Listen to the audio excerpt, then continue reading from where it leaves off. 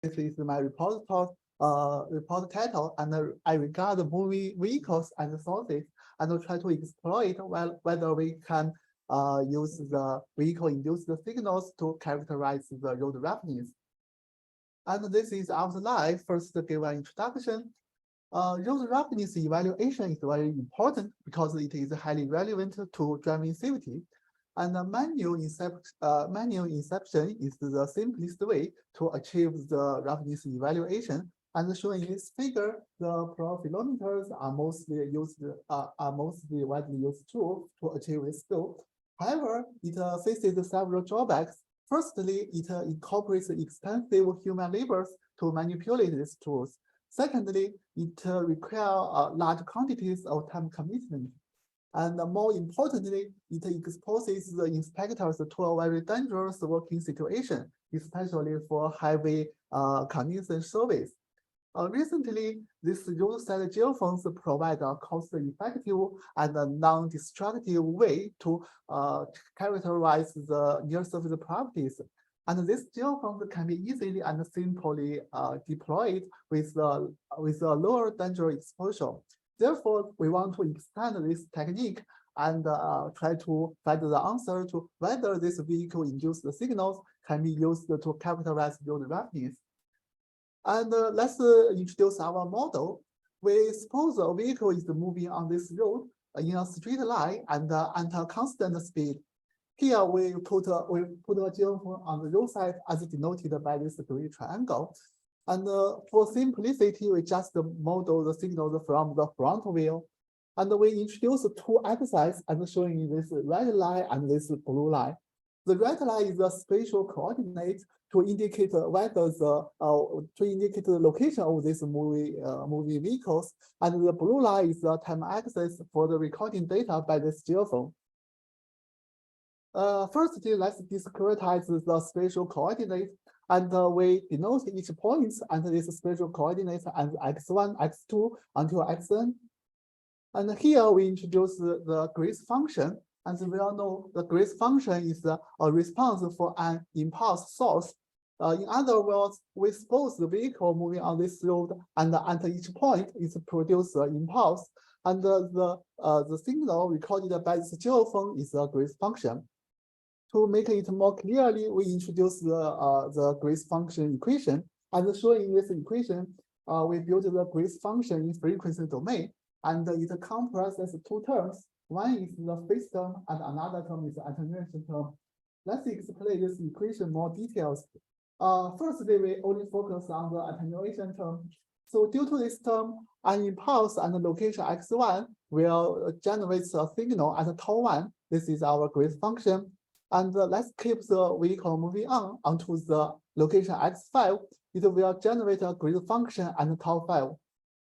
Since the vehicle is moving in this road at a constant speed, we can easily translate the location x1 and x5 to tau1 and tau5 on this axis. And if we comparing this to a grace function, you may find that the grace function and tau5 is thinner than that and tau1. This is because the distance between x5 and the geophone is smaller than that distance between x1 to the geophone.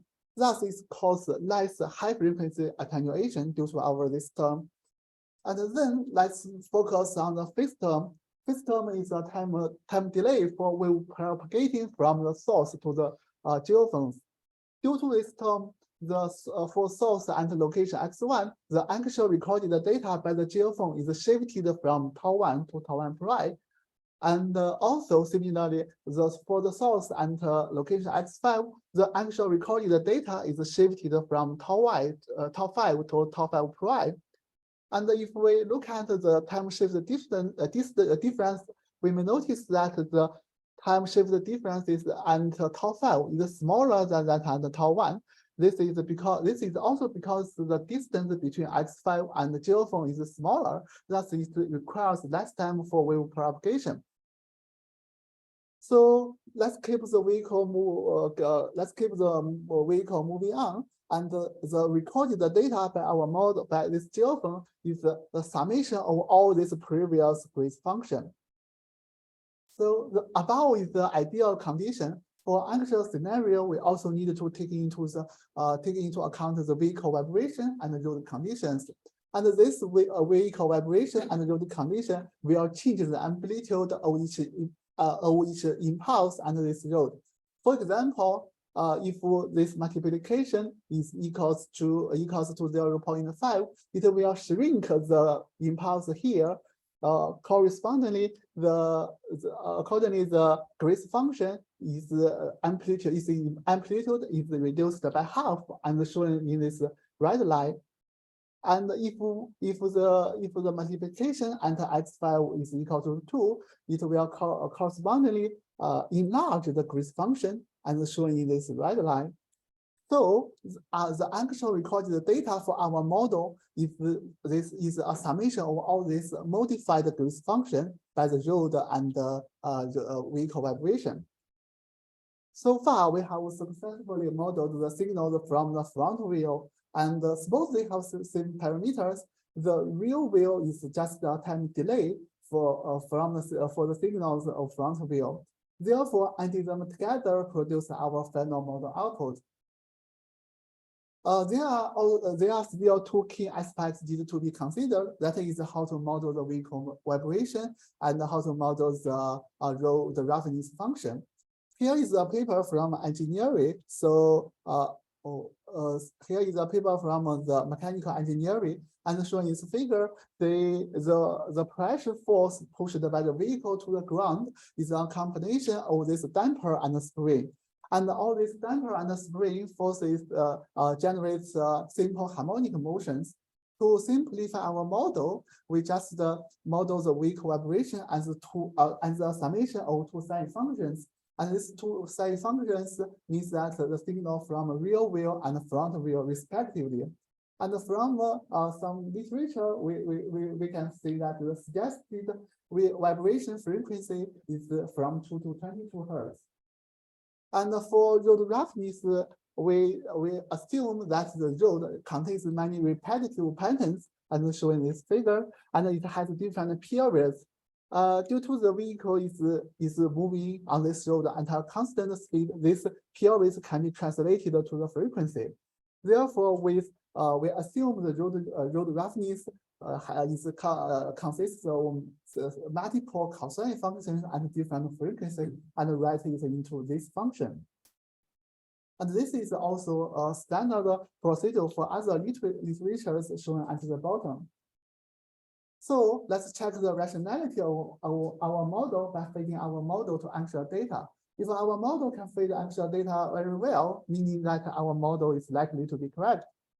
And we first record the data in this road. This is an uneven and cracked road.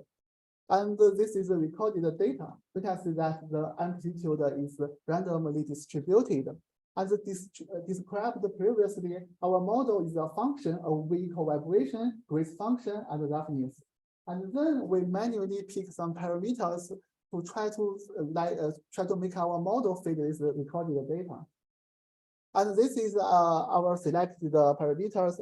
For surface wave velocity is 250 meter per second, and the geophone location is 1 meter. The vehicle speed is 10 meter per second, and its vibration is 60 Hertz. The quality factor Q we calculate from multiple geophones is almost 20. And firstly, let's assume the amplitude of each impulse is equivalent, and this is the summation of all this grace function produced by the above parameters. And then let's introduce the vehicle vibration function to our model, and which is a cosine function.